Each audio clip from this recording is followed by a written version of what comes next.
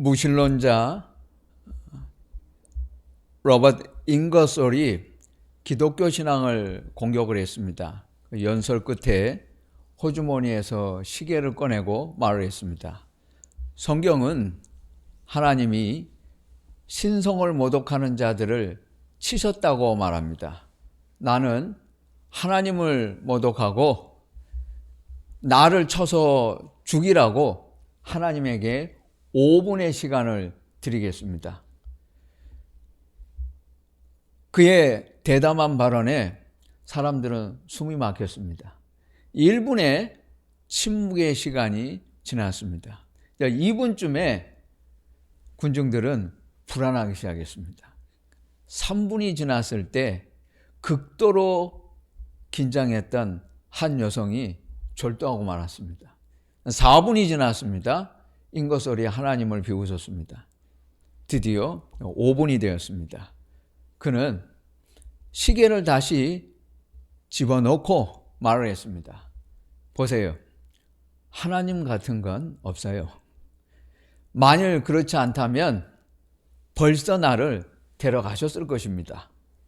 나중에 이 이야기를 전해드는 영국의 조셉 파커 목사님이 이렇게 말을 했습니다. 사람들은 잉거솔이 하나님의 인내심을 단 5분 만에 소진시킬 수 있다고 믿었는가? 그는 목적이 있어서 하나님께서 자신을 살려주셨다고 하는 것을 알지 못했습니다. 하나님이 참으셨어요. 만일 금방 죽는다고 한다면 그거 어떻게 하나님께서 살아 계시다는 것을 사람들에게 증명할 수 있습니까? 못합니다. 이미 죽어서 그가 하는 말을 우리가 들을 수 없습니다. 만약 하나님께서 두려움을 조금만 느낄 수 있도록 잉거솔에게 죽이지는 않으시고 심장마비를 오게 하면 어땠을까요? 그러면 잉거솔이 무신론을 버리고 하나님을 믿었을까요? 그렇지 않습니다. 사람들은 믿을 건 안 믿고 못 믿을 건 믿습니다. 믿지 말아야 할 건 믿고 믿어야 할 건 믿지 않습니다. 로마는 어떤 사령관도 상비군을 이끌고 루비콘 강을 건너서 이탈리아 본토로 들어올 수 없다고 법으로 금지했습니다. 그것은 반역이었습니다. 주전 49년 1월에 율리우스 카이사르는 이탈리아 북부 도시 라벤나에 있었고 결정을 내려야 했습니다.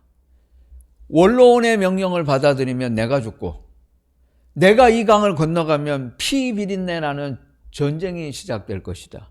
그는 결정을 했어요. 아무튼 1개 군단 병력을 가지고 루비콘 강을 건너서 로마로 진격을 해버렸습니다. 내전은 카이사르의 승리로 끝났고 그는 로마 공화정을 제국으로 바꿔버렸습니다. 이건 역사에서 가장 흥미진진하고 드라마틱한 센세이션한 사건 중 하나였습니다. 그런데 여러분이 카이사르가 루비콘 강을 건너가는 걸 봤습니까? 그걸 어떻게 믿어요?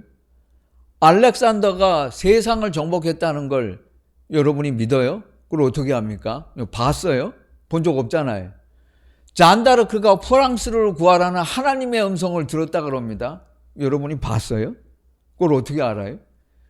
나폴레옹이 하얀 말을 탔는지 알프스 산을 넘어갔는지 그의 사전에 불가능한 없다는 말을 했는지 여러분이 들었어요? 봤어요? 본 적 없잖아요. 그런데 왜 믿어요? 사람들은 믿어요. 이건 순전히 다 책에서 읽은 거잖아요. 그 책이라는 것도 역사가가 그 앞에 있는 사람 책을 읽고 공부하고 배우고 남의 말 들어서 쓴 거예요. 어떤 역사가도 과거로 돌아가서 현장에서 보고 쓰는 사람은 아무도 없어요, 이 세상에. 그 정보는 정확하지 않아요. 모든 역사가 사실은 아니에요. 입증할 수 없어요. 100% 보장 못해요. 시각적인 데이터가 없어요. 입증이 불가능한데도 사람들은 믿어요. 사람들은 이렇게 불확실한 정보에도 과학적인 타당성을 부여합니다. 현대 양자 물리학의 정점에서 세상의 기원을 연구하는 유럽의 원자핵 공동연구소가 있는데 그 전시관에 세 줄의 문장이 쓰여 있습니다. 우리는 어디서 오는가? 우리는 어떤 존재인가? 우리는 어디로 가는가? 이 세 가지 질문은 부활을 믿지 않고는 절대로 풀지 못합니다. 그런데 애플의 창업자 스티브 잡스는 인간의 실존 문제를 해결하지 못하고 비참하게 죽었습니다. 그가 청년 벤처 기업으로 시작해서 성공한 인물이라고 누가 그럽니까? 그는 철저하게 실패한 인간입니다. 자기가 과학자라면서 당신 병들어 죽는다. 가서 의사에게 치료받아야 산다. 이렇게 말하는데 의사의 말을 안 믿어요. 그리고는 절에 가서 우상 앞에 절하고 그래도 살 수 있다고 무당을 찾아다니면서 행운, 운세, 사주 보고 돌아다녔어요. 과학자가 이렇게 비과학적입니까? 그러다가 죽어버렸어요. 그는 하나님의 사랑을 체험한 적도 없고 하나님을 비웃었고 그래서 남도 사랑하지 않았고 자기도 똑같이 죄를 짓고 사생활을 낳았으면서 자기를 낳아준 부모를 죽을 때까지 용서하지 않았습니다. 아주 못되게 산 인간입니다. 그에게는 남아있는 친구가 없었습니다. 아주 인색했고 그리고 남에게 베풀 줄 몰랐어요. 기부하는 법을 몰랐습니다. 고작해야 90cm짜리 이 작은 책상에서 아이폴이나 만지작거리던 스티브 잡스는 젊어서 죽도록 일만 하고 고생하면서 자기 성취감에 도취되어서 살았을 뿐 그는 예수님의 부활을 믿지 못하고 한심하게 죽었습니다. 우주 물리학자라면서요. 그런데 스티븐 호킹도 예수님의 부활은 없다고 믿지 않았습니다. 그가 55년간 시한부 인생에서 죽음의 공포와 장애를 극복한 아이콘입니까? 그렇지 않아요. 그는 몸의 장애가 몸이 불구한 게 아니고 그는 이성이 머리가 불구한 거예요. 머리가 불구해서 예수님의 부활을 믿지 않았어요. 방구석에서 윈도우나 주물럭거리는 빌 게이츠도 예수님의 부활을 믿지 않아요. 그런데 보세요. 2조 개 이상의 은하계가 있고 우리가 상상할 수 없고 생각할 수도 없는 거대한 우주를 연구하던 코페르니쿠스, 베이컨, 케플러, 갈릴레이, 데카르트, 뉴턴, 보일, 패러데이, 멘델, 켈빈, 플랑크, 아인슈타인 이 사람들은 모두 예수님의 부활은 사실이라고 믿었어요. 무식한 과학자는 부활을 안 믿어요. 진짜 과학자는 최고의 과학자일수록 정말 똑똑하고 석학은 예수님의 부활을 믿어요. 슈바이처는 예수님의 부활은 없다. 그거 믿지 않았고 그래서 그는 예수님을 도덕적인 본보기로 믿었습니다. 그리고는 구원받지도 못한 자가 신약성경 마태복음 주석을 썼어요. 국제성서 주석. 그가 아프리카에 들어가서 헌신했습니다. 그러면 뭐합니까? 예수가 없는데. 지옥에 있는데 그 무슨 소용이 있어요? 아무 소용 없어요. 여러분 이것을 알아야 합니다. 예수님의 부활을 믿지 않고도 신약성경 주석은 써요. 오늘 한국신학교에 예수님의 부활을 믿지 않고도 신학을 가르치는 교수가 있어요. 예수님의 부활을 믿지 않고도 신학을 말해요. 예수님의 부활을 믿지 않고도 목사가 설교도 해요. 예수님의 부활을 믿지 않고도 찬양팀이 CCM은 불러요. 예수님의 부활을 믿지 않고도 교회는 나와요. 예수님을 따라다닌다고 해요. 다 해요. 예수님의 부활을 믿지 않아도 예수님은 따라다녀요. 그런 사람들이 있어요.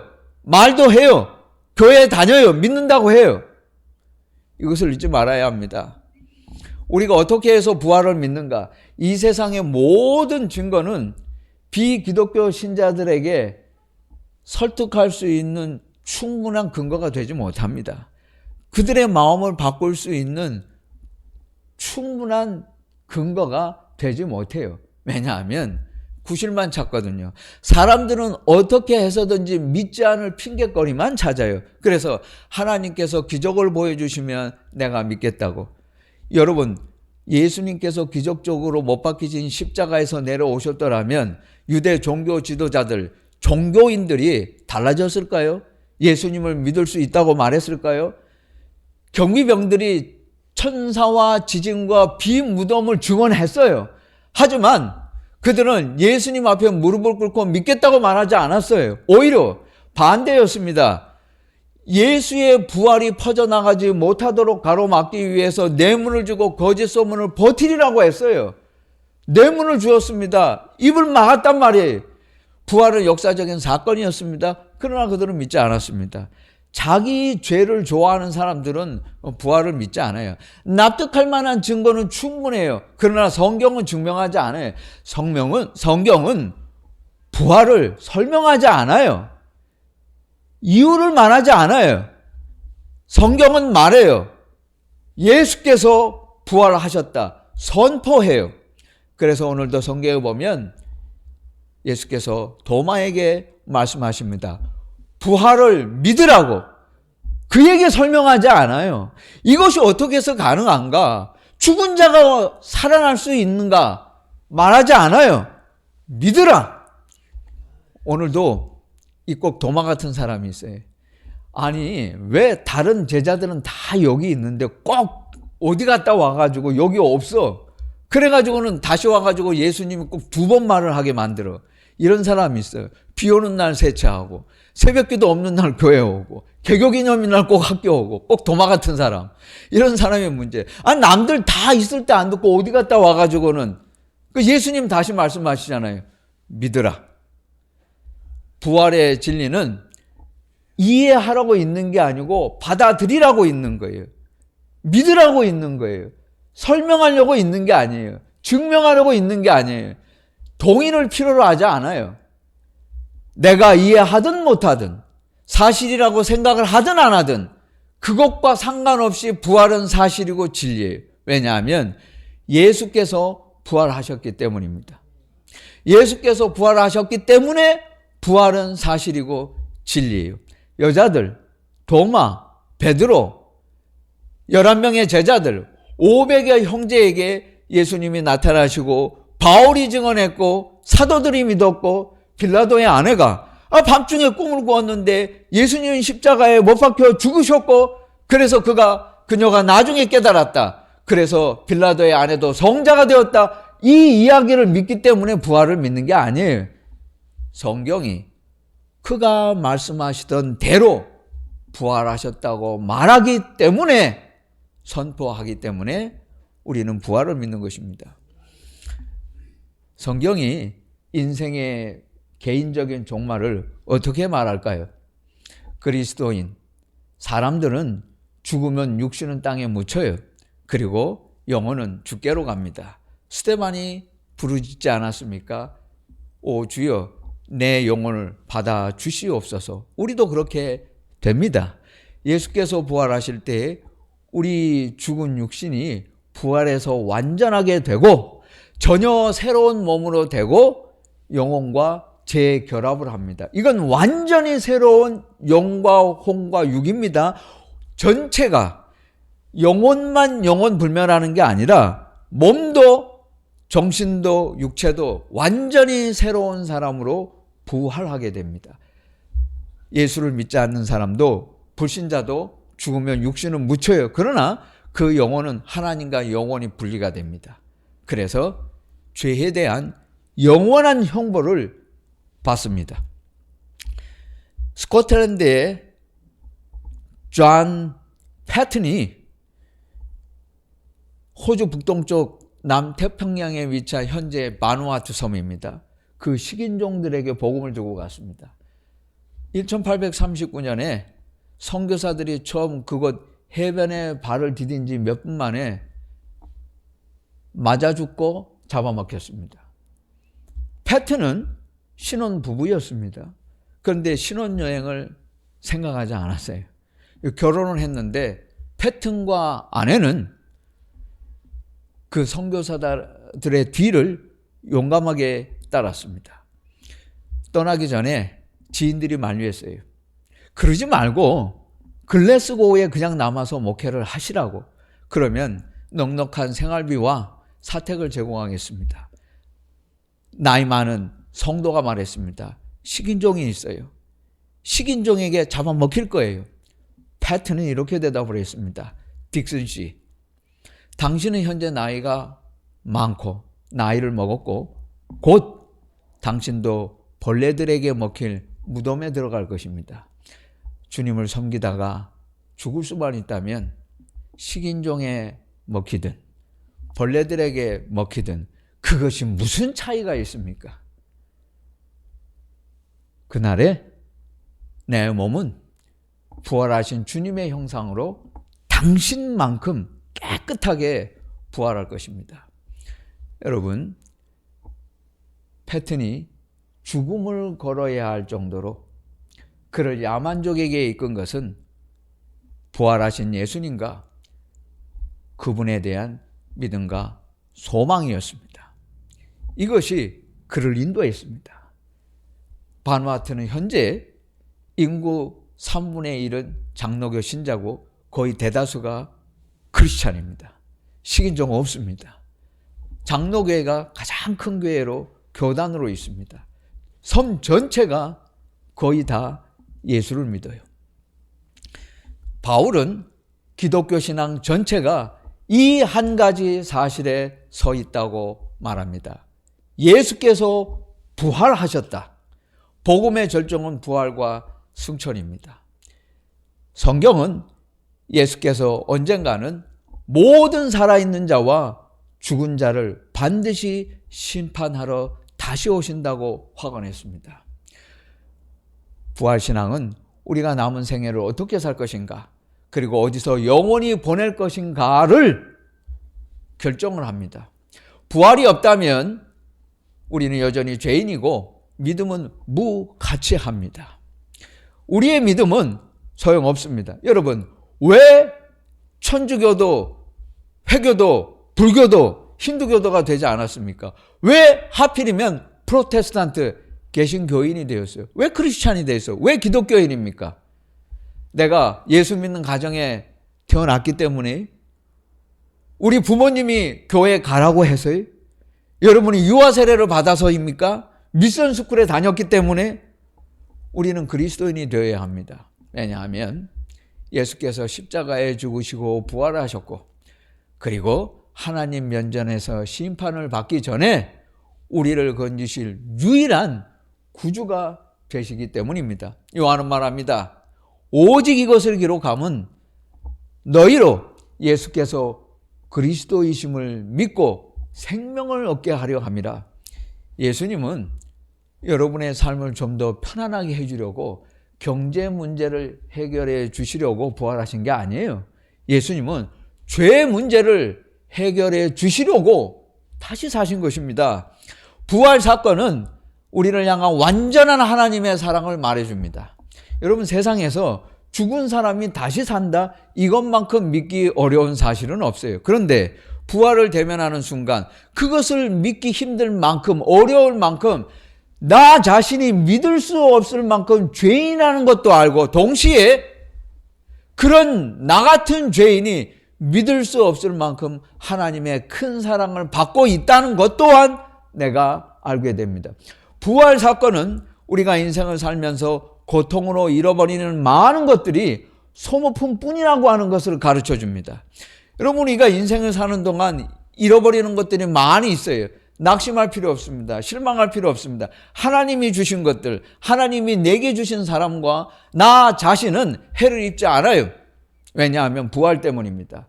믿음이 있다고 해서 다니엘이 사자굴에 들어가지 않은 것은 아니에요. 믿음이 있어도 사자굴에는 들어가요. 그러나 그 속에서 사자가 해를 입히지는 못하게 하십니다. 왜요? 부활 때문에. 우리는 온전해요. 우리는 상처를 입지 않고 남을 수가 있습니다. 부활 사건은 단순히 사후에 우리가 새로운 삶을 산다는 것만 말하지 않아요. 부활 때문에 우리는 현재적으로 여기서 이미 새로운 삶을 살았습니다. 사후의 삶은 당연해요.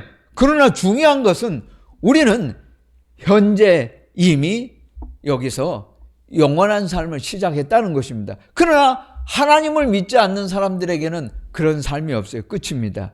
우리는 영원한 시간에 있고 그들의 생은 곧 끝날 것입니다. 부활 사건은 현재 모든 잘못된 것이 바로되고 그리고 바로잡힌다는 확신을 주고 모든 상처를 완전히 깨끗이 씻어줄 것입니다. 우리가 부활을 믿는 자이기 때문에 언젠가 주님 앞에 서기 위해서는 현재 모든 불의와 불꽃과 부정에 눈 감지 않습니다. 어떤 기독교인들은 세상의 부정과 불법과 교회의 세속화와 대항해서 싸우지 않아요. 왜냐하면 그들은 예수님의 부활을 믿지 않기 때문입니다. 그러므로 에베소서 6장 13절 말씀은 말합니다. 너희가 악한 날에 능히 대적하고 모든 일을 행한 후에 서기 위함이라고. 부활 사건은 예수님의 못자국을 강조해요. 하나님은 예수님의 못자국을 그대로 남겨두셨습니다. 부활하신 예수님의 손에는 못자국이 그대로 있었어요. 한국 사람들 같았으면 아마 그것도 성형해서 없애질 거예요. 요한계시록에 보면 생면책을 말하는데 만일 다시 요한계시록을 쓰면 이제 생명책에 베드로가 생명사진첩도 들고 있을지 몰라요. 그 사진 들고 있다가 이름만 안 불러. 아마도 너 이리 와봐. 너는 양심적이네. 조금만 고쳤네. 너는 통과. 너 이리 와봐. 너 이거 뭐야 이래. 완전히 다르잖아. 너 딴판이잖아. 너 옛날 사진 가지고 와. 너는 불합격. 너는 잠깐 여기 대기해. 그럴 수도 있어요. 부활은 예수님의 못자국을 그대로 가져왔습니다. 하나님은 있는 모습 그대로 우리 자신을 사랑하세요. 이것을 꼭 기억해야 합니다. 세상에는 유사 부활 이야기가 많아요. 톨스토이의 부활입니다. 자기 때문에 집에서 쫓겨났습니다. 갈 데가 없어서 범죄자가 된 카츄샤를 네플유도프가 다시 만났어요. 법정에서 그는 배심원으로 있고 카츄샤는 재판을 받습니다. 재판할 수 없는 자가 재판을 하게 되었습니다. 그가 양심의 가책을 느끼고 그리고 자신의 과거를 뉘우칩니다. 그래서 그녀의 석방을 탄원하고 유영을 가는 시베리아까지 따라갑니다.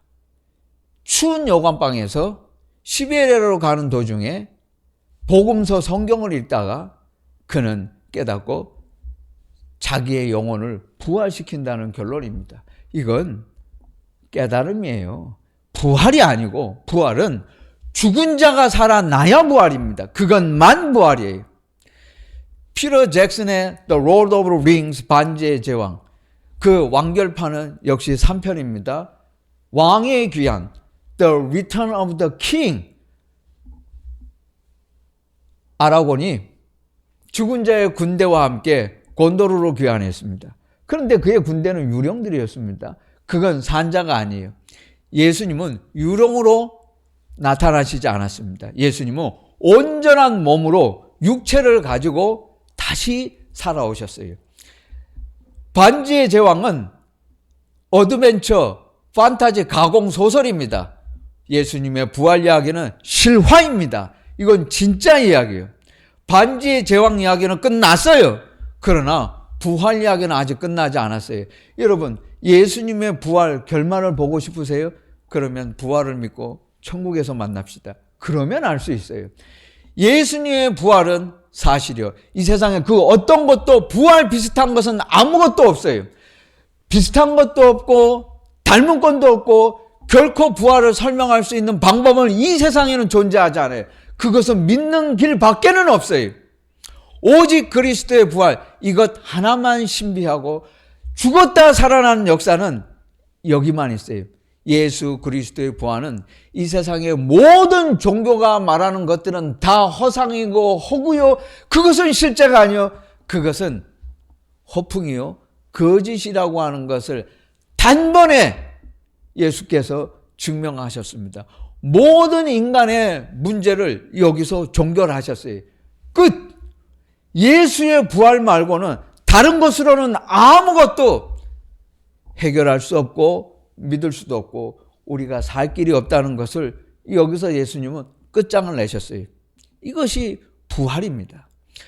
우리 교회사에 전해져 내려오는 전설입니다. 무명의 성직자가 금요일 저녁에 길을 가다가 가시나무 가지를 발견했는데 신기합니다. 그게 둥그렇게 예수님의 면류관처럼 여기저기 꼬여 있어요. 그는 신기하다 생각을 하고 그것을 가져다가 교회 예배당에 들어가서 제단 위에 올려두었습니다. 그리고 토요일을 지났어요. 주일 아침에 눈을 떠서 기억을 했습니다. 아차, 오늘 주일 아침 예배가 있는데 그걸 빨리 치워버려야 되겠다 생각을 하고 서둘러서 예배당 안으로 갔습니다. 그는 문을 열고 들어갔는데 그 가시나무 가지에서 활짝 핀 장미꽃을 발견을 했습니다. 그는 기적을 보았어요. 장미꽃처럼 짓밟힌 예수께서 다시 살아나셨습니다.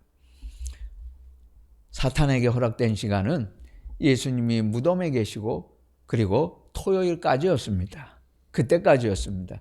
그 이후로 시간은 주님의 것이었습니다. 엠마오로 가던 두 제자는 이것을 몰랐어요. 여러분, 시간은 우리 편입니다. 결코 세상은 교회를 이기지 못합니다. 리차드 백스터는 말했습니다.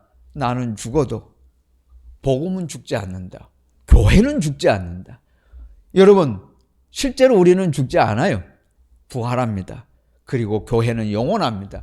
이 세상에 어떤 죽을 수밖에 없는 유한한 존재도 세상도 권력도 교회를 이기지는 못합니다.